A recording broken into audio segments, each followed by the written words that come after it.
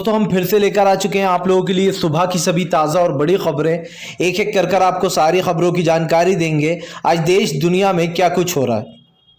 दरअसल दोस्तों, सबसे पहली जो बिग ब्रेकिंग निकल आ रही, किसान नेता राकेश टिकैत की सरकार को चेतावनी, बोले किसानों से ना उलझे बीजेपी की सरकार, वरना किसान 2 मिनट नहीं लगाएगा इस सरकार को सत्ता से बाहर करने में। इसके बारे में आपको विस्तार से बताएंगे। वहीं पर दोस्तों अगली बिग ब्रेकिंग में हम आपको बताएंगे दोस्तों, जी हाँ, दरअसल दोस्तों आपको बता, त्रिपुरा की हिंसा पर भड़के राहुल गांधी, बोले फिलहाल सरकार न जाने किसको बचाने की कोशिश कर रही है। इसके बारे में आपको विस्तार से बताएंगे।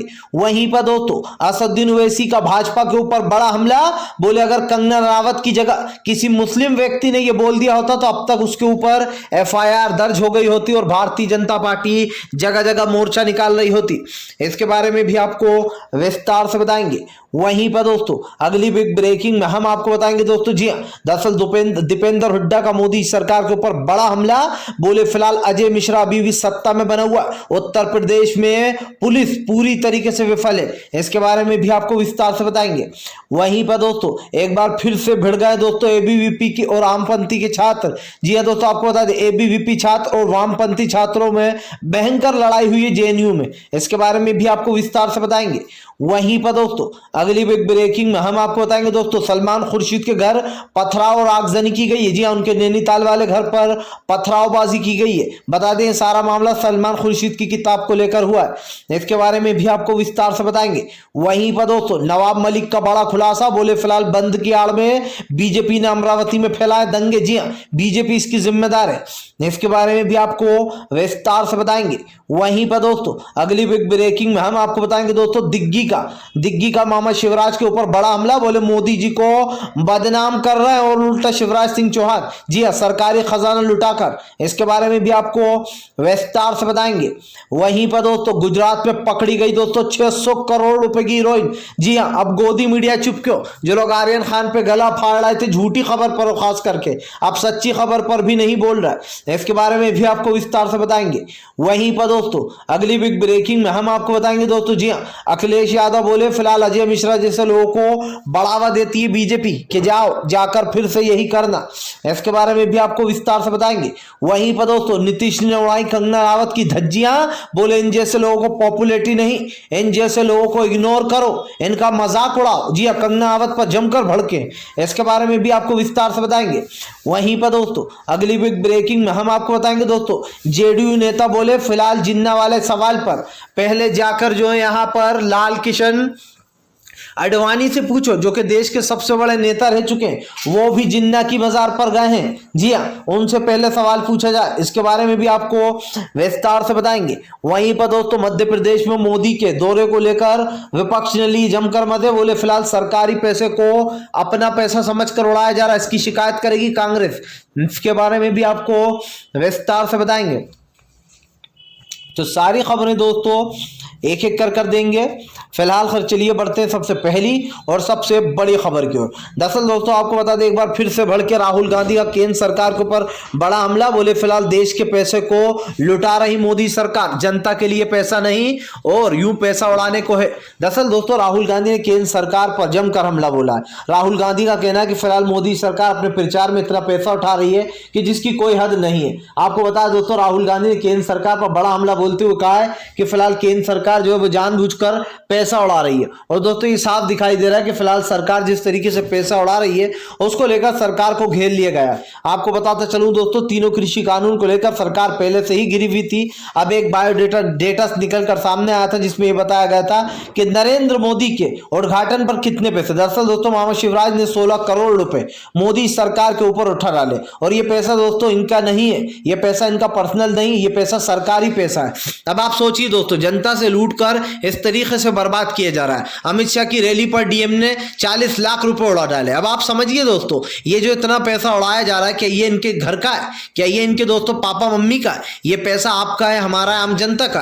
सरकार दोस्तों अपने खजाने भरे जा रही है और उन खजानों को जो लुटाने में 1 मिनट भी नहीं सोचा है। अब आप सोचिए दोस्तों, अब तक की सबसे बड़ी पार्टी बन चुकी है बीजेपी पैसे उड़ाने में। जी हाँ, ये डेटा निकल कर सामने आया है और इस डेटा में साफ साफ बताया गया है कि प्रधानमंत्री नरेंद्र मोदी मोदी ने अपने चुनाव के प्रचारों में कितने करोड़ों रुपए बर्बाद कर दिए, पानी की तरह फूंक दिए। दोस्तों आज जो पैसा देश के काम आना चाहिए वो दो है इनके प्रचारों में काम हो रहा है। कैसे सुधरेगी दोस्तों देश की अर्थव्यवस्था, कैसे सब कुछ ठीक होगा?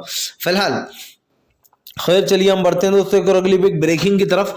बता दोस्तों अगली जो बड़ी खबर निकल कर आ रही, किसान नेता राकेश टिकैत का बड़ा ऐलान। बोले जिन लोगों ने किसान आंदोलन में शहीद होगा उनको दिया जाएगा सम्मान, निकालेंगे पैदल यात्रा। जी हाँ, दरअसल दोस्तों अब आपको बता दें किसानों ने बड़ा ऐलान कर दिया।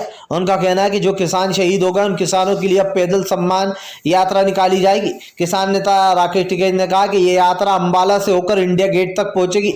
ये सभी उन शहीद किसानों के लिए जो है यहाँ पर सम्मान है जिन लोगों ने आंदोलन के लिए अपनी जान दे दी। राकेश टिकैत ने कहा कि अगर किसान से सरकार उलझेगी तो फिलहाल बक्कड़ उतर जाएगी, 2 मिनट में सत्ता से बाहर होंगे। राकेश टिकैत ने कहा कि सरकार को लगता है कि किसानों से पंगा लेकर भी बच जाएगी तो ये बहुत बड़ी गलतफहमी में जी रही है। किसान नेता राकेश टिकैत का कहना है कि इस आंदोलन को हम आखिरी तक लेकर जाएंगे और उन किसानों को इंसाफ दिलाएंगे जिन्होंने अपनी जान दे दी। दरअसल दोस्तों कई किसान इस आंदोलन में शहीद हो गए और यही कारण है जो अब किसान नेता राकेश टिकैत इस आंदोलन को आगे ले जाने की बात कर रहे हैं। राकेश टिकैत ने कहा कि अगर सरकार को यह नहीं दिख रहा है कि फिलहाल इस वक्त कितनी मजबूरी और परेशानी में किसान चल रहा है तो फिर सरकार पूरी तरीके से विफल हो चुकी है। किसान नेता राकेश टिकैत ने कहा कि सरकार के पास कोई भी जो है यहाँ पर ऐसा हथियार नहीं कि वो अपने आप को बचा पाए। राकेश टिकैत ने कहा जब तक सरकार किसानों की बात नहीं सुनेगी तब तक ये आंदोलन भी खत्म नहीं होगा। दरअसल दोस्तों आपको बता दें लंबे समय से किसान आंदोलन चले आ रहा है। 600-700 से ज्यादा किसानों शहीद हो चुके, जिसको लेकर राकेश टिकैत ने सरकार को खरी खोटी सुनाई है और कहा है कि फिलहाल सरकार जानबूझकर इस तरीके काम कर रही है जिससे कि किसान की जमीन अडानी और अंबानी को मिल जाए। राकेश टिकैत ने साफ कह दिया कि फिलहाल वो अपनी जमीन को अडानी और अंबानी को नहीं सौंपने देंगे और यही कारण है दोस्तों जो भारतीय जनता पार्टी किसानों के निशाने पर आ गई। आपको बता दोस्तों गांव में घुस तक नहीं पा रहे हैं ये अपना प्रचार करने के लिए। गांव वालों ने साफ कर दिया कि अगर बीजेपी वाले गांव में प्रचार करने घुसे तो फिलहाल इनको कूट दिया जाएगा और वो भी तबीयत से कूटा जाएगा।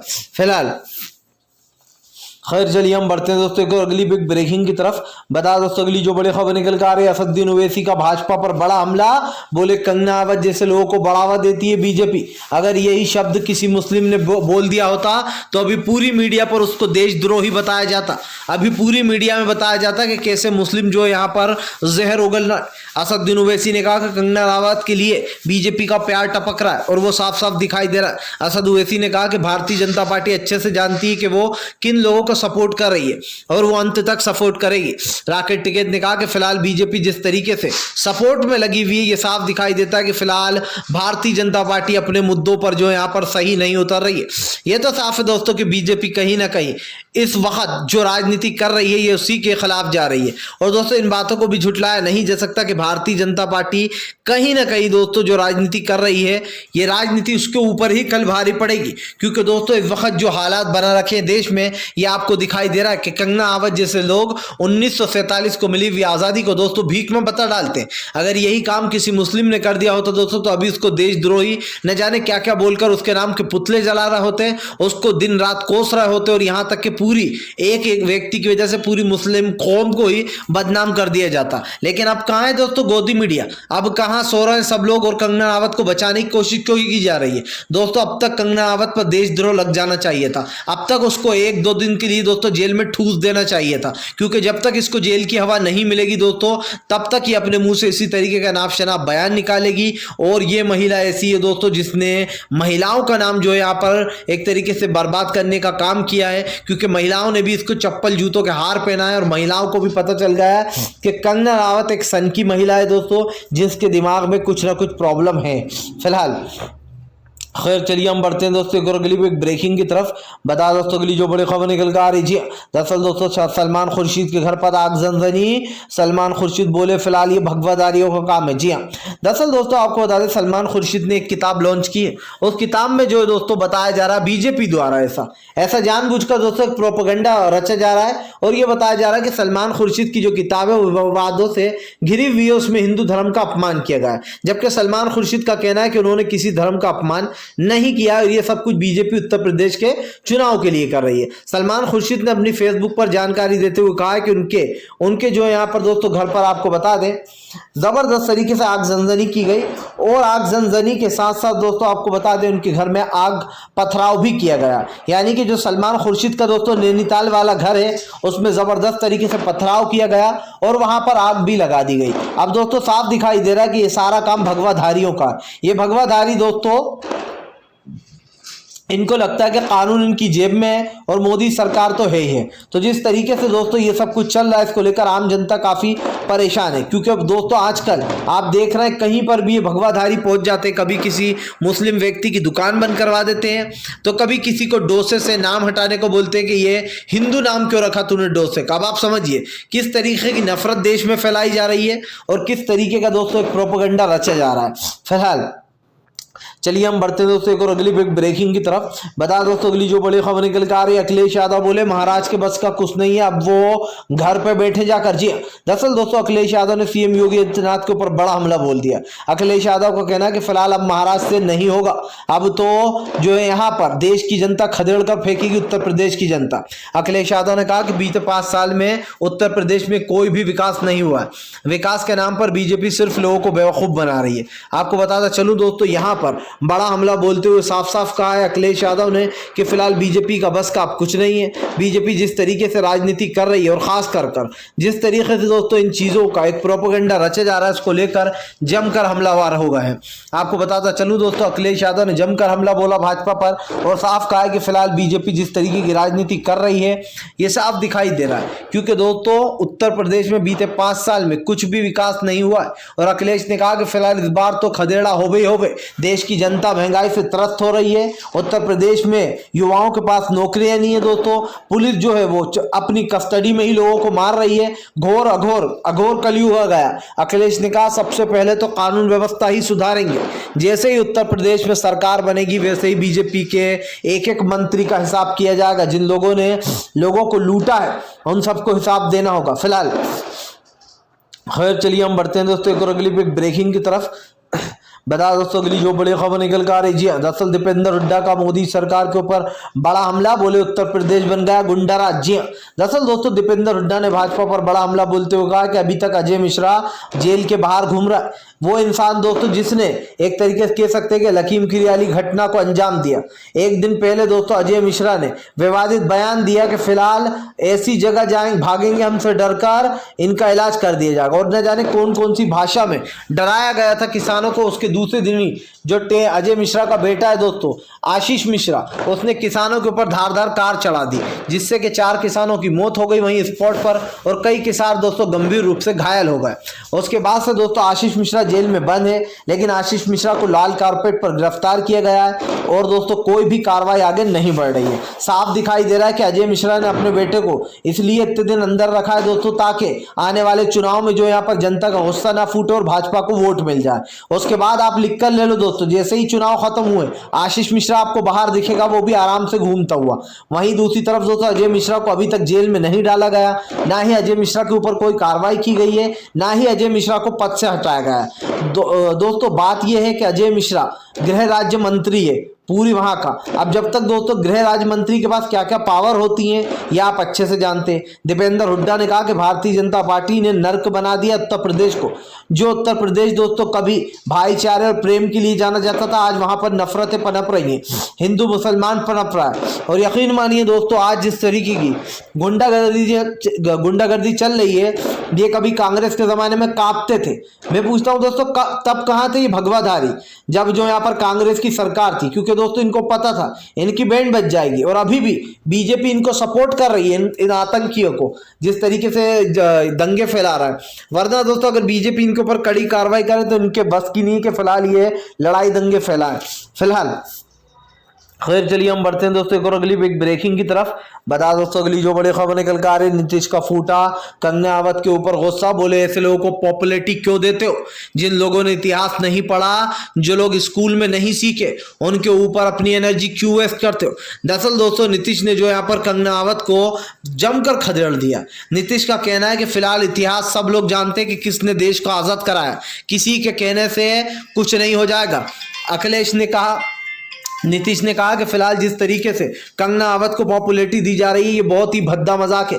आपको बताता चलूं दोस्तों, नीतीश ने कहा है कि फिलहाल इन जैसे लोगों को पूरी तरीके से इग्नोर करना चाहिए और ऐसे लोगों को बढ़ावा नहीं बल्कि इनका मजाक उड़ाना चाहिए ताकि इनको पता चले कि इतिहास क्या था और हमारे जो शूरवीरों ने दोस्तों अपनी जान गंवा दी इस देश को आजाद कराने के लिए। दोस्तों वो कंगना राणावत जैसे लोग क्या समझेंगे, इनको तो सिर्फ बीजेपी की दलाली करना आता है। जी हाँ, बीजेपी इनको फायदा दे, इनकी फिल्मों में पैसा लगाए और फिल्मों को हिट कराने की कोशिश करे, बस कंगना को यही चाहिए। दरअसल अब फिल्मी कैरियर कंगना का बचा है नहीं, जो फिल्म आ रही है वो बुरी तरीके से पिट रही है। कंगना राणावत अपने मुंह से ही अपनी फिल्मों की बस तारीफ कर देती है। अब साफ दिख रहा है दोस्तों देश की जनता कंगना को इग्नोर कर रही है और यही कारण है दोस्तों जो पूरी तरीके से कंगना को अब लोग जो यहाँ पर ट्रोल करने लगे। फिलहाल खैर चलिए हम बढ़ते हैं दोस्तों एक अगली ब्रेकिंग की तरफ। बता दोस्तों अगली जो बड़ी खबर निकल कर आ रही है, एक बार फिर से बड़े जेएनयू और एबीवीपी के छात्र दोस्तों जमकर हुआ हंगामा। दरअसल दोस्तों आपको बता दें जेएनयू के छात्र, जी हाँ एबीवीपी छात्र और दोस्तों वामपंथी छात्रों में फिर से एक बार लड़ाई हो गई है। आपको बता दोस्तों लड़ाई का कारण अभी तक पता नहीं चला है, लेकिन कल जो है यहाँ पर एबीवीपी छात्रों को यानी कि दोस्तों संघियों को जमकर कूटा गया, जमकर इनकी यात्रा निकाल दी गई है। जिस तरीके से इन्होंने भगवाधारियों ने आतंक फैलाने की कोशिश की, उनको दौड़ा दौड़ा कर पीटा गया। आपको बताया दोस्तों हालांकि अभी तक ये वजह सामने नहीं आई है कि फिलहाल हुआ क्या, लेकिन जेएनयू में फिर से एक बार जो यहाँ पर आमने सामने स्टूडेंट खड़े हो गए हैं।